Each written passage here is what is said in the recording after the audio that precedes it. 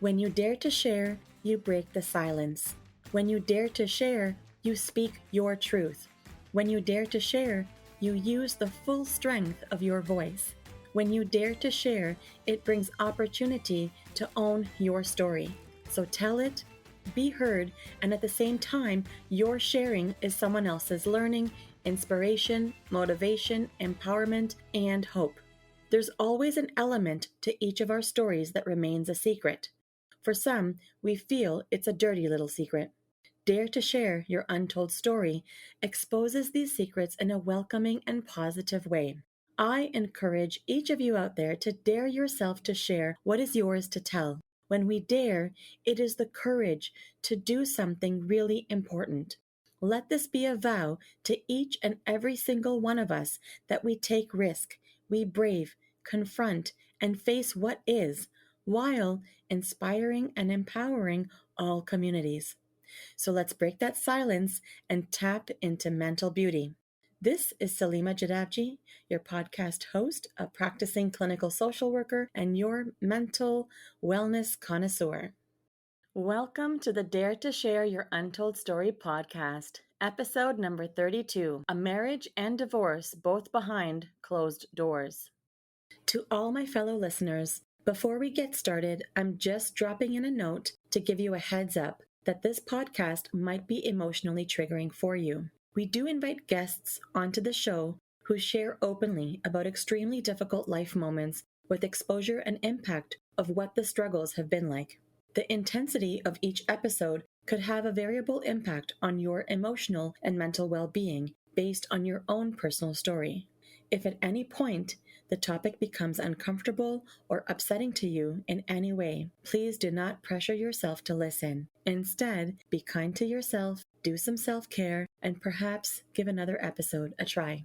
Today, I have the pleasure of introducing our lovely and daring guest, Cindy Stibbard. Cindy is the driven and compassionate leader and CEO behind Divorce Redefined, a Vancouver-based separation and divorce coaching practice. Divorce can be a messy, stressful, and particularly raw experience, and few truly understand the process, know their options, or how to cope with and manage this major life transition most effectively. After going through her own divorce, Cindy felt inspired to help others successfully navigate this difficult time in their lives. As a certified separation, divorce, career, and transition coach, Cindy created her unique practice to help people on an international level through every stage of their divorce and beyond to redefining themselves in their new chapter of life. The goal of Cindy's vision of creating Divorce Redefined is to lead the charge of changing the experience of divorce. Living by the mantra,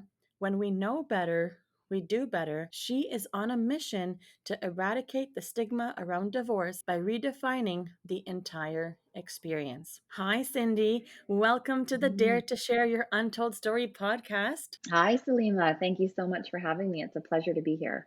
Oh, Cindy, I'm so excited that you're here as well. You know, it's going to be a great conversation. I'm looking forward to sort of diving right into the conversation that we're going to have today. I want to express how thankful I am that you bring with you this openness and willingness and lots of courage to be able to share what you have gone through, to share your experience and from a place of wisdom, and really for your support in taking a stance with me to help break barriers of mental stigma. So thank you so much. Yeah, thank you. I think it's really important, and it's important to have these conversations and really share our own stories, because I think the more we do that, the more we realize that we aren't alone. And a lot of these issues are faced together if we just have these conversations around it. Yeah, the normalizing of the conversations, being able to have open conversations, that's what this podcast is about. It's about bringing forward those untold stories, bringing forward the things we typically won't talk about or don't talk about, that real, true, deep place of vulnerability. And when people go through those types of strife and struggles, whether it's about a mental health related issue or something else, no matter what that story is, there's always an impact to mental health in some way. And that's the part that doesn't get spoken about. So that's why I guess the purpose of this platform is really a way to serve to break those barriers of mental stigma that have been conditioned in our society. So I'm really hoping that our conversation, your presence and mine together, we can just continue to encourage people to share and tell what they really can talk about and not have Mhm. reservations for expressing. So, to that note, I'm bringing forward a trend. It's called the Mhm. mental beauty rethink. What are your thoughts about it? I love that, and I think I really love the point you made about we need to bring awareness to mental health, and when we go through big transitions in our lives, whether it's anything from having children to our children going off to school to getting a divorce or to becoming, empty nesters or any real massive shift in our worlds can cause a lot of strain on our mental health. And it's so important to take care of that and really focus on knowing what to do when that happens and surrounding yourself with the proper support to be able to help you transition in a mentally healthy way. So I love that concept and I think that's so powerful. Yes, I'm so glad that you love it and that you also find it powerful. Yeah, because we're really just trying to really break it down. And it's, invitational. I thought of it as something invitational, just sort of giving people an opportunity to see it from a different angle, to position themselves differently, and to embrace it the way you would physical health, whether it's positive experience or a not so positive experience. But all parts of it are beautiful. Cindy, are you set for our daring questions for today? You bet. I always All right. open and ready.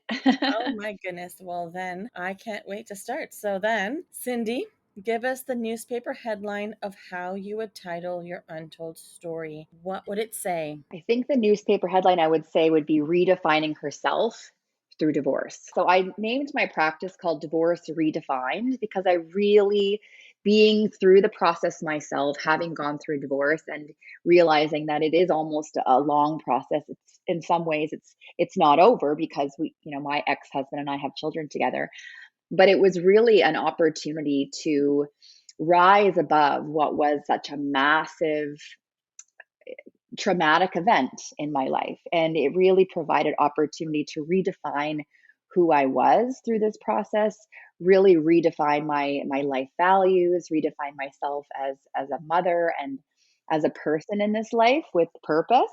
And I truly feel that if we can start to shift our mindset around looking at divorce as a failure and at the end of your life, right?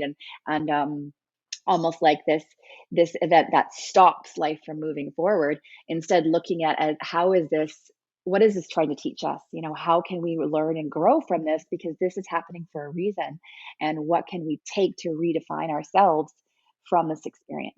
And so you've really taken the time to just change that experience of divorce for yourself. And a part of it is how you came into yourself too, right? I think it is, yes, and it's also almost like coming back to yourself. I think that Yes. as you grow up, you really have these values and that you have yourself. But then when you couple with someone and you get married, sometimes Mhm. those values are, put on the back burner. Sometimes Mhm. for our spouse or significant other, we tend to want to, create this peaceful place where it's calm and maybe there aren't competing values.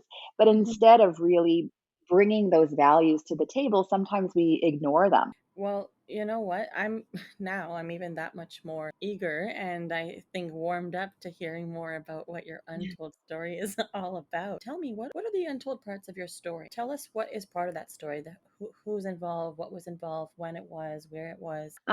Yeah, gosh, there's a lot of untold pieces of the story. And when you look at divorce, there's so many things that really come into play. I really firmly believe that marriages don't break, they erode over time. And it's all those little moments of disconnection over the years that can really cause marriage breakdown and some distance between you. I didn't have a really solid sense of myself and self-esteem going into my relationship initially. I had grown up as an eldest child of a middle class family, which was great. My dad wasn't around a lot though, and the relationship with him was quite a struggle. He was very authoritarian, and it was kind of the my way or the highway approach with him. And I struggled with an eating disorder, probably starting at 15. I was emotionally kind of distant, I think, from my family because being the eldest child and having a dad not around a lot, I never wanted to be the burden on my family that um, with four other siblings, there was a lot for my mother to take care of.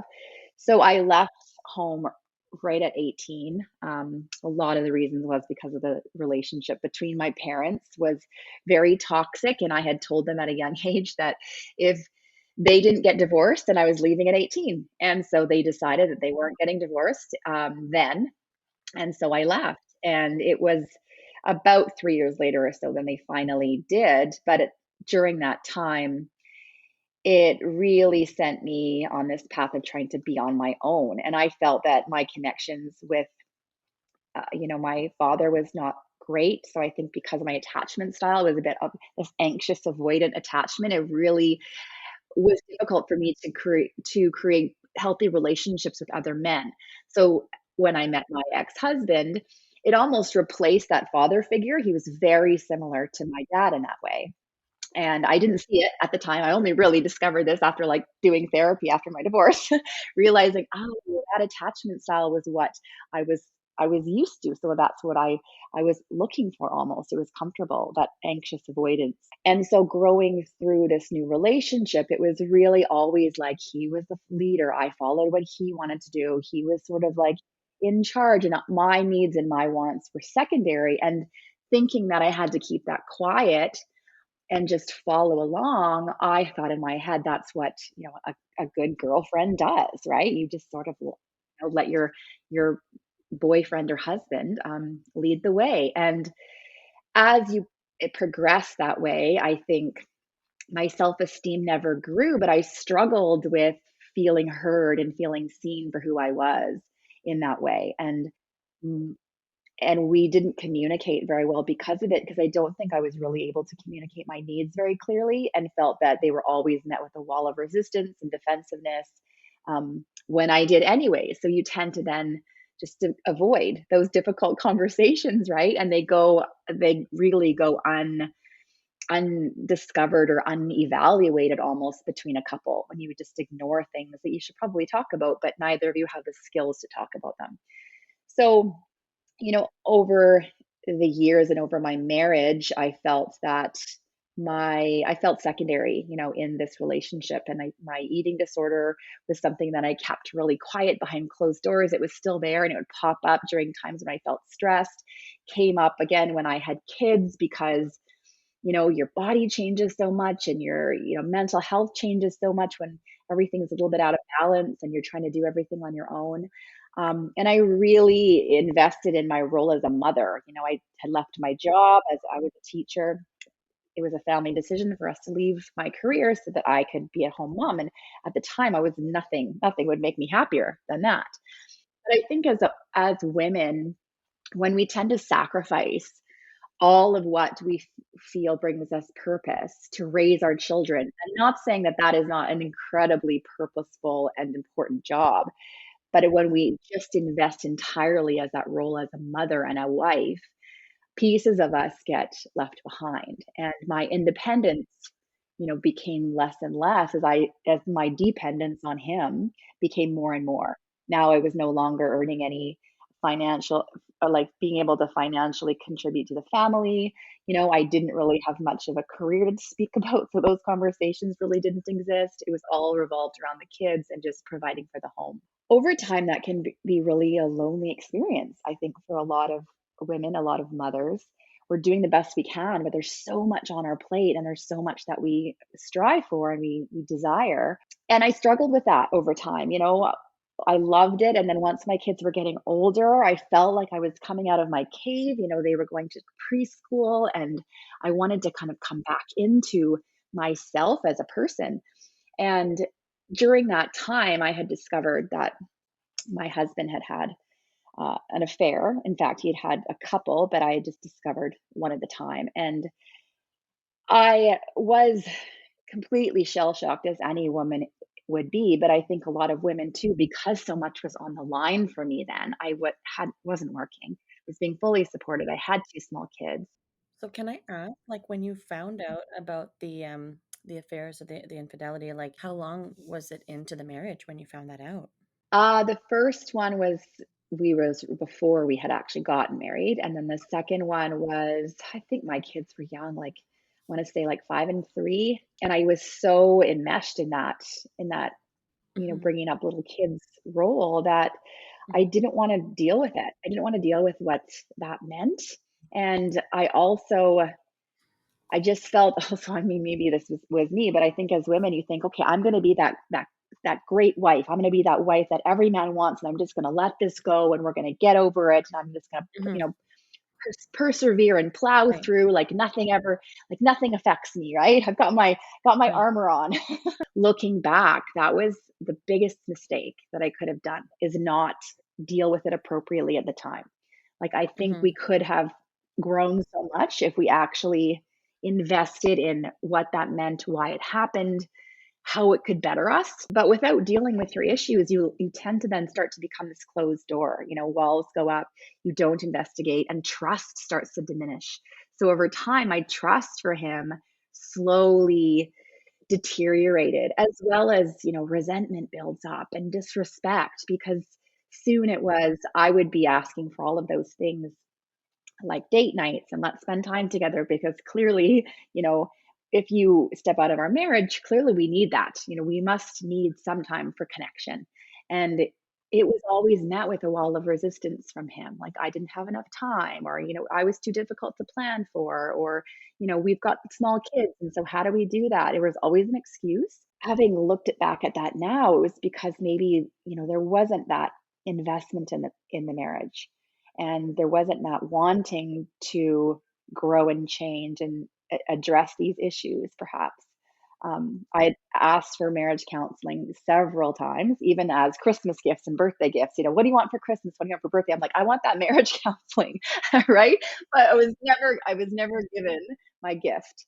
Um, and I think it's so important for couples to actually do counseling and therapy before they get to that place, because I think it's so important to just create those open lines of communication.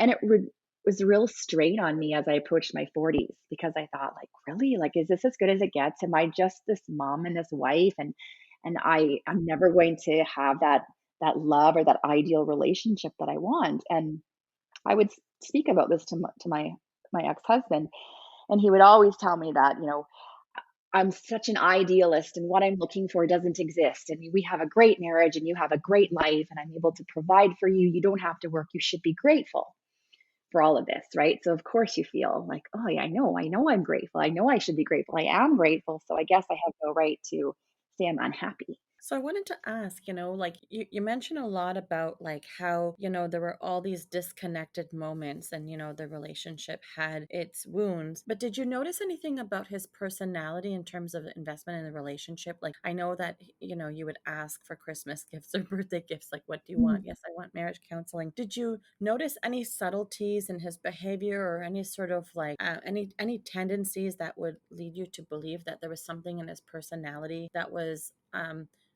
less than okay for you? Like, or do you feel like it was just a overall deterioration over time? When it comes to his personality, yes, there was a lot of, which I discovered now after doing a lot more inner work on what that means, but there was a Hmm. lot of a passive aggressiveness in our behavior. Hmm. There was a lot of that almost covert narcissism, in a way that it was Right.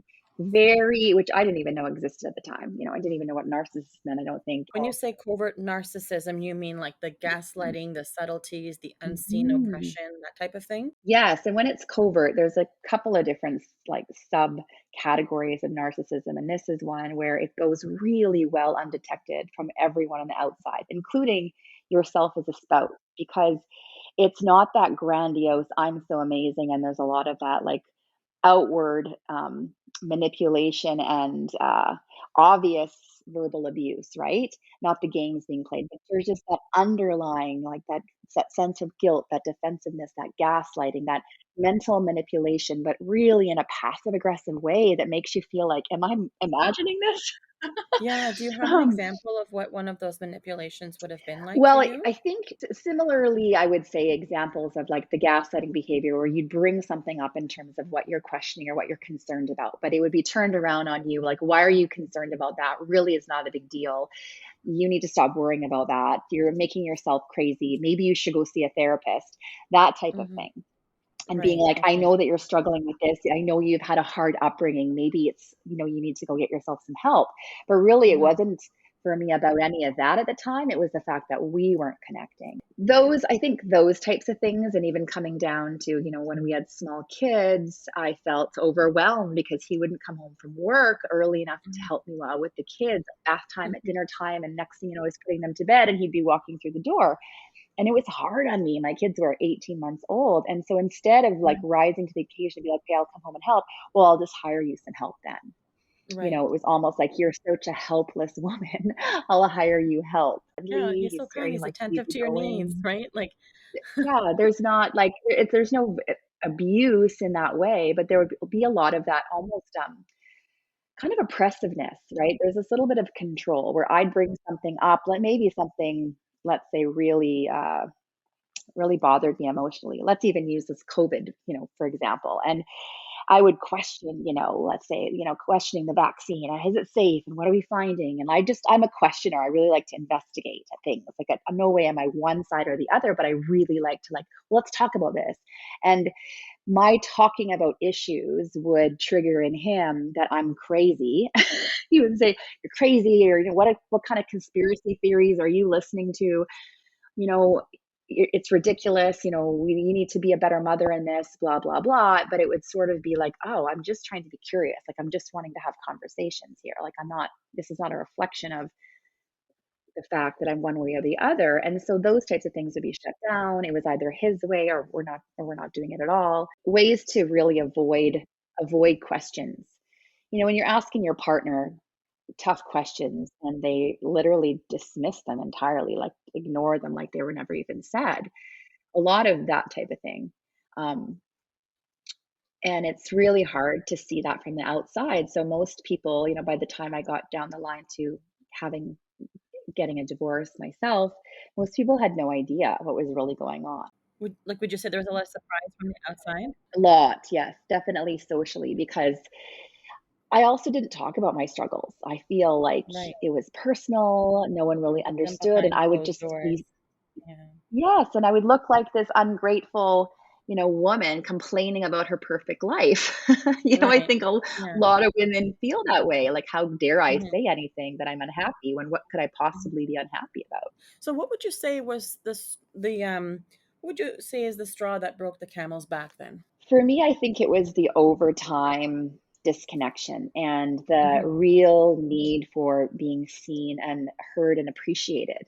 I Mhm. felt that I wasn't being desired anymore by my husband. Like, I Mhm. wasn't being seen like him. He would never ask me a question of how my day was, that I literally could have had a whole second life going on, and he would never Mhm. know because there's not Right. one question that was ever asked about me. What ended up happening was I felt this resentment build up about how dare you treat me this way? I know there's more out there for me. So I then decided to have an affair myself. I think to validate my need for feeling needed and wanted again. And I was 40 now and feeling like, is this as good as it gets? Like, is my life truly over? Am I an undesirable woman and just a mother? And I thought also that experience might springboard him into opening his eyes up and being like, oh, wait a second, like, we do need to work on this, and this is not what I want. And, maybe opened his eyes to seeing me. It didn't. Did you feel invisible in this process? I did. Yeah, I really did, because there was no interest in, my days, and no interest in who I was. And I would ask him that. I would complain about that. And he would say, well, what do you want me to ask you? What you did with the kids today? Or like how your spin class was? I'm like, no. It was very belittling almost. And there was no interest. So I totally felt invisible. And I especially started to feel now that resentment come up from his past affairs, because I felt that, not having dealt with that, I felt lesser. Like, I felt less of a person. I felt unworthy of that love and attention that I wasn't getting. So I stepped outside my marriage to see if I could find it, to see if it was still there for me. And it was. And although that affair was just like a test really for my own personal, self-esteem, it really worked to wake me up and I almost felt empowered. Like, wow, I actually do have more to offer. I actually am, still desirable. Like, this isn't the way that a marriage you're supposed to feel in a marriage. And so then what's the first step when you guys when it was sort of decided to take that path of divorce? What was your first step? So I decided to finally, this is probably now 5 years later, after that affair, and with, I think, the continued feeling of being empty in my marriage, I ended up leaving my marriage for another person, a partner that who I'm still with right now, almost 4 years later. And I think because, a woman, even if, regardless of an affair, I think they contemplate leaving their marriages for a number of years before they actually get there. And I think for me, that was the turning point when nothing changed. I had to then figure out what I was going to do. And it took me 5 years to really get there and decide to take a risk. I wasn't being heard. I wasn't being seen. There was not going to be marriage counseling happen. Nothing was changing. How can I wake this up in a way that is going to be obvious that I'm serious? And by then, I had already, met someone on the side and fell in love and thought, well, I guess this is my exit. It's not the right exit. I don't recommend doing that for anyone, because you want to be able to end your marriage first. And I think only because that happened, I had the courage. It was a path that was unique to you, and you were really doing the best that you could with what you knew at the time and how you knew what to do at the time, right? And I know you're saying you don't necessarily recommend that particular path to someone else, but at that time, that was the best that you could do. That you really were trying to Yeah. be as true to yourself as possible. From where I sit right now, when I hear you share about that, that's kind of what comes up for me. Yeah, and I believe I was, and I think that everyone in that situation is really doing the best they can. And when Hmm. you don't know any better, you can't do any better. Had Right. I gone back, yes, I would have done things a little bit differently. Had I still Hmm. left, I totally would have still left. I wouldn't have done it in the same way, but I Right. definitely would have still left my marriage. And Right. I I would have been a bit more clear, I think, or used it as a chance to have those difficult conversations. But when you feel so trapped in your marriage, you don't really know if it's going to matter. And I work with a lot of clients all the time who are desperate to leave, but they don't want to be that person. They almost want to wait for the other side Right. to do something, to give them that opportunity. Yeah, I find that for women, when I speak to women in therapy, for issues just like this, they talk about this feeling of not wanting to betray their partner or their husband, or how that guilt and shame that comes up with feeling like that they're going to be the ones doing the betrayal. But one of the things that we work through is learning that the less you choose yourself, the more you are betraying yourself. That's a Mhm. key message that I usually work with individuals on, and especially when a woman starts to recognize that, it changes their whole like persona. Then they're like, oh, this is where I have control. Like, it's okay to choose me. I have the ability to take back control here. Definitely. I think, Yeah. yeah, that's definitely true. It's the self-betrayal that we go through for so long. And there are, Yes. besides just the actual having an adulterous type of betrayal, there are Right. so many little Yes. betrayals that happen in a Yes. relationship all the time, Right. including that Hmm. betrayal to ourselves for sure. So yeah. So then, when you initiated the divorce, and what was that process like? Like, did it get a little messy? Did you both kind of recognize, like, okay, this is what we need to do? Like, was there some sort of agreement there, or what happened? It definitely got messy from that point because it it got scary. I think the moment you're in that emotional overload and you immediately it's terrifying, and so the first thing people do to protect themselves is they rush out and get a lawyer. So that's what I was told, "Go get a lawyer because you're gonna need it." And so you do, and out of just complete, horrifying terror, like, "My life is falling apart, I guess I need to get a lawyer," which is actually what you don't wanna do, especially from that place of feeling emotional overwhelm. You wanna try Mhm. to start to put other things in place, because the moment you both go lawyering up because you're emotionally devastated, that's when that traditional adversarial battle ensues, and it doesn't need to happen, and in fact, it makes everything that much worse. So for us, that's what instigated, that's what ensued, and it was a very terrifying series of events that began.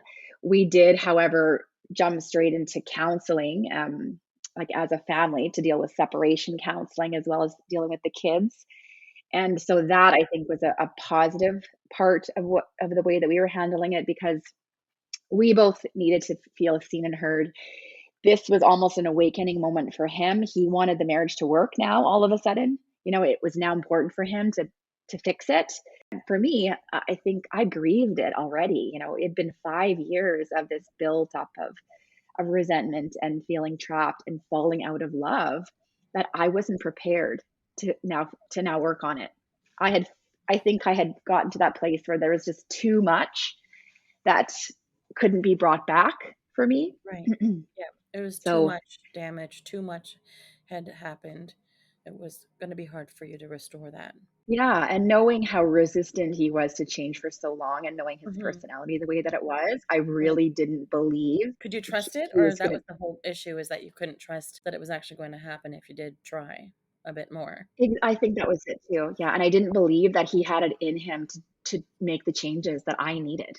And I Hmm. almost feel sometimes when you can't change a person, right? You can't change anyone. They have to wanna change themselves, but when they don't feel that they're responsible for how it worked. I mean, he never saw his role in the breakdown of our marriage, or in my affair, where I definitely see, affairs happen because of the disconnection between two people. And I recognize that my my role in that process for him.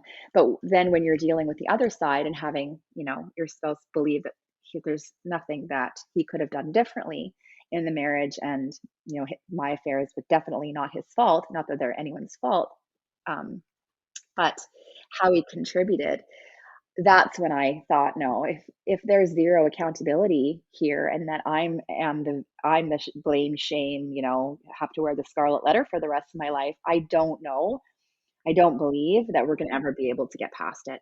So that's sort of where we lied on that, and we cohabitated for the next year and a half with the kids, so that they could transition. And also, it was a difficult time for me. He had cut me off Of course. financially, and being that woman in a situation where you didn't have any of your own finances, I was trapped and I was not able to go anywhere on my Right. own anyways. So it felt you feel helpless. And I think in a situation like that, and I don't want to sound risk of sounding stereotypical, but when the power position like that comes into play, and let's say a man who's the breadwinner and the financial controller of a family feels hurt and betrayed, Hmm. it's this sense of creating a situation where where your spouse, the one who's caused hurt and pain, they can't escape from it.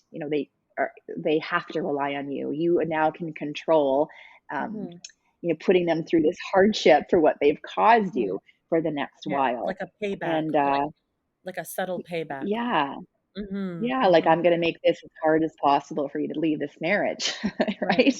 And the hardest part too, I think, and I think the society just naturally still has a really big double standard when it comes to men and women and how affairs happen. If a man leaves his wife for another woman, it seems normal. It's because his wife must have been crazy. Clearly, they are unhappy, and good for him for finding a new woman, likely, oftentimes younger, and moved on. Whereas if a woman does it, it's a complete social and societal suicide.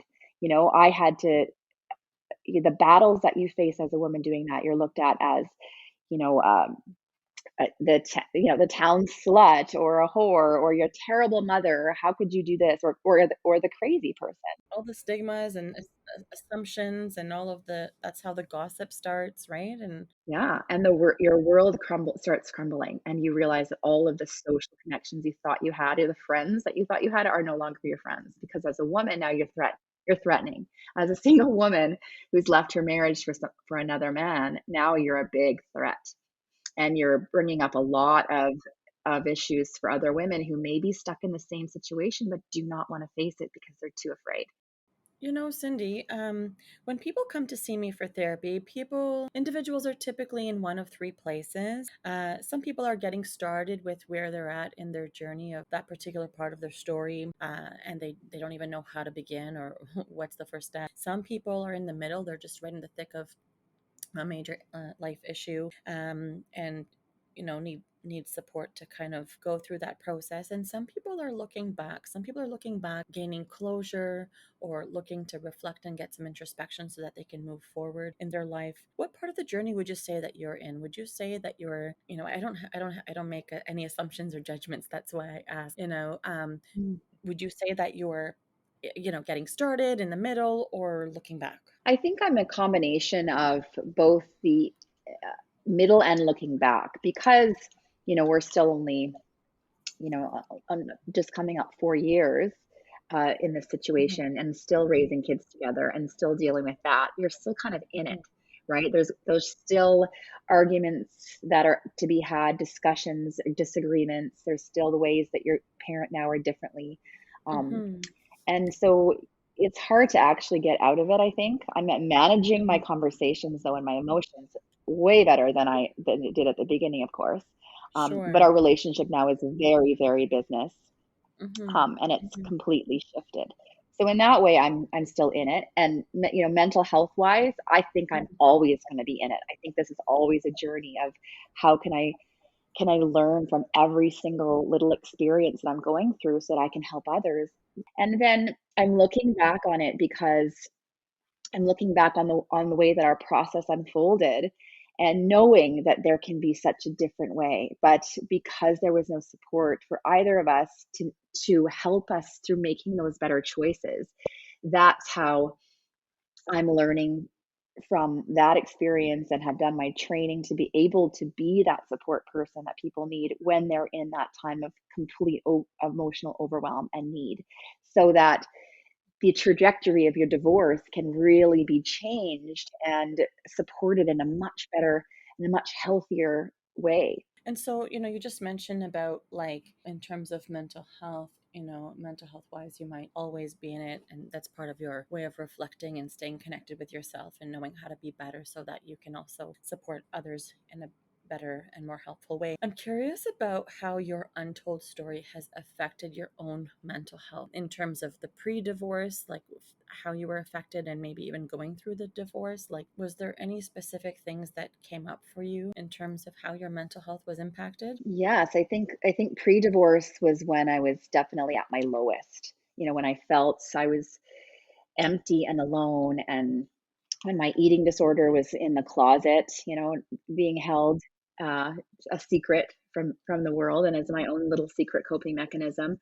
Um, when you feel alone and afraid, I was turning more to alcohol and socializing with friends just to really numb my pain and drown it out. And it's really easy to disregard your problems when you surround yourself constantly with other people, right? So I was doing that a lot. And I feel through my divorce, it was a huge hit on my mental health in terms of it could have taken me down, right? The social suicide that I went through and the friendships that were lost and the stigma that was attached to what I had done and the relationship that was destroyed between my ex and all of the hardships that was caused from that, I think if I knew inside that I was not a very confident person, it could have destroyed me. But knowing that this is, I need to be strong here. I know what's good for me. I know that I could let this take me down a hole and get stuck and have it ruin my life. But I need to make sure that I stay focused on caring for myself, doing as much of the work on myself as I can, making this different because this is my chance. So Right. there was a lot of times I had to sit with myself and really listen to that inner voice and be like, "No, we're gonna get through this. Yes, it's a shitty time, but Hmm. let's look at this like a challenge. How Hmm. can we move through this and learn and grow and then be able to connect with other people who are going through exactly the same thing?" Because during it all, you feel so alone because divorce is so stigmatized. Nobody wants to talk about it. I mean, nobody Right. wants to say the word. You always hear "Oh, we don't say the D word here," right? It's like Right. nobody wants to discuss. Of course. And so you feel that emptiness and that alone. And I think now through my divorce, I love just love therapy. I just love self-improvement. I love self-development. I feel that we are in this age right now where there's so much out there to consume and read, and there's so many amazing, coaches and therapists who we can turn to and take this on like we would take care of our body physically, right? We eat nutritious food, we do exercise. Well, we know the positive benefits of that. So how can you then nourish your mind and your soul the same way? Exactly. And so, you bring up a beautiful point about how you've been able to immerse in sort of all the learning and personal growth and, empowering yourself from within. So, I'm curious about what your key messages are to the listeners of our show. Key messages. Yeah. Yes, I would say 100% number one, get yourself some really guided support if you're going through divorce. And even if you're only just contemplating it, a lot of the work that I do with people is when they are only just thinking about how do I get divorced and how do I do this in the best way possible? Because that is key. Being able to set yourself up with information and education, it really only empowers you more in the process. Let's erase this whole myth that, oh my gosh, if I reach out to a divorce coach, that means I'm getting a divorce. When in fact, it's not. And me, as being a divorce coach, in no way am I pro divorce. I'm pro healthy relationships, healthy communication, development, happiness. Mm. Secondly, would be if you do decide to get divorced, Mm-hmm. don't rush and grab a lawyer first of Mm-hmm. all. I think Mm-hmm. that that is a big mistake that people make because they don't know what else to do. So they don't know that there are other ways that you can get support Mm-hmm. before having to lawyer up. And the choices that you make at the very beginning of divorce are really going to determine your entire outcome. So the way I work with people really is to have them focus on the end game. What is it that you want this to look like 5, 10 years from now? What kind of relationship do you envision having with your ex, with your kids, with your extended family members, with your ex's family members? What do you want out of this? How do you want to be seen through all of this? And then let's take that vision and let's work backwards from there, because that will determine the choices that we make at the start. Those are some really good messages. And so, Cindy, I'm curious as well about what would have been game changing for you in terms of inspiration. So, something that would have been close to you, inspiration that was close to you that reflects your untold story. So, is there like a quote or a book or something that speaks to you? I read all of Esther Perel's books because she's a psychologist that really focuses on why affairs and infidelity happens in marriages and Mm-hmm. why we need to rethink the way that we look at this Mm-hmm. and what is the root cause of it. What are we really looking for? I needed to make sense of it all, like why it happened to me, why I did it, Mm-hmm. what Mm-hmm. was the science behind all of it. So Right. she really, if anyone doesn't know who she is, Esther Perel has Mm-hmm. this very strong perspective, and it's very unique and different. Yeah. And I would highly recommend her teachings as well. Awesome. Amazing. So, what would be a cause or an organization that has been impactful to you in your journey that you want to give a shout out to? My family has been hugely supported from the very beginning. They cast no judgment and were there for me, solid, steadfast, not changing. And I they really did a good job of playing Switzerland as well. Like I didn't want this to impede the relationship that they were going to have with my ex-husband. He's still the father of my kids. Like I still consider it family. So it was up to him whether or not he wanted to continue those relationships. And I was totally okay with it. Didn't Mm-hmm. forbid my family from not being a part of, his life because it had nothing to do with them. And Right. because they were so open and non-judgmental, they just were able to accept that, still accept him. They were able to accept my new partner in my life, realizing that, this happens for a reason. And, it happened, but we need to just keep on moving through it. So my family was hugely instrumental. I don't have an official organization, I would say, per se, um, just yet. Yeah, I'm happy to have one and look for one, but they're sort of where I'm at. with that. Okay, well, you know what? Let's give a shout out to Divorce Redefined because come on, like you've personally built, nurtured, and grown all of this. It's obviously it's self-inspired. Is something that you grew and developed for yourself, and now you do it for others. So I say let's give a shout out directly to Divorce Redefined, and we'll see what other organizations come along the way, right? Thank you for sharing all of that, and of course, shout outs to your family too. It sounds like that was an unwavering amount of support and something that must have been a very helpful pillar of strength for you. So, how can people connect with you if they would like to? What are your handles? So I'm on Instagram. It's at Divorce Redefined, Mm-hmm. and you can message me there. Anyone who would like to do that. I'm also on TikTok Okay. at Redefine Divorce. Cindy Stibbard, divorce coach. Mm-hmm. I'm on LinkedIn as my full name, Cindy Stibbard, and also Facebook. My email is cindystibbardcoaching@gmail.com if anyone wants to reach out and even ask for more information. I always offer a free discovery call for anyone just looking for information about how my services might be able to help. Perfect. Well, thank you Mhm. for sharing all those details. We'll make sure that it's on the show notes page. And so you will be able to be reachable in all those platforms. So we'll have that up for you. Guess what, Cindy? What? You have just dared yourself to share. Congratulations. Oh, thank you. That was a big share too. I hope your listeners are okay with that. There was a lot going on there for me, and There's a I'm lot big. going on there, but my Mm. goodness, I, I've just got to say, like, I am so thankful for your willingness to be part of this podcast and to share with such, gentle humility. Some of the most difficult aspects of your life journey is something that you've just unveiled today, and you have incredible perspective and insight. It's just you've you've braved to unveil today.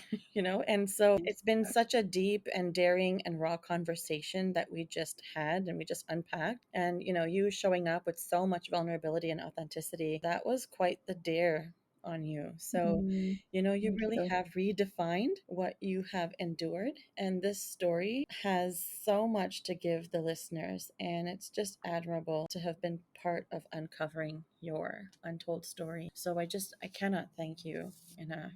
Thank you so much for providing such a safe space to do that. I think it's really important to share our individual stories and Yeah. really be truthful. I own my story from the mistakes Mhm. that I made through to where I am now. And I think that if we own our story um, and grow from it, that is the best that we can possibly do. I 100% agree. And once again, Cindy, thank you for being a part of Dare to Share Your Untold Story and helping to be a voice in breaking down the barriers of mental stigma. To all of our listeners, if you like what you've been hearing on this podcast and you want to be part of breaking down barriers of mental stigma, I invite you to go wherever you are listening to the episode and hit subscribe. Leave us a comment or a review of the episode and maybe how you relate to it. To learn more about what we offer, visit www.daretoheal.co. And if you are feeling ready and brave to share, please submit your story by visiting www.daretoshare.co. Thanks for joining in.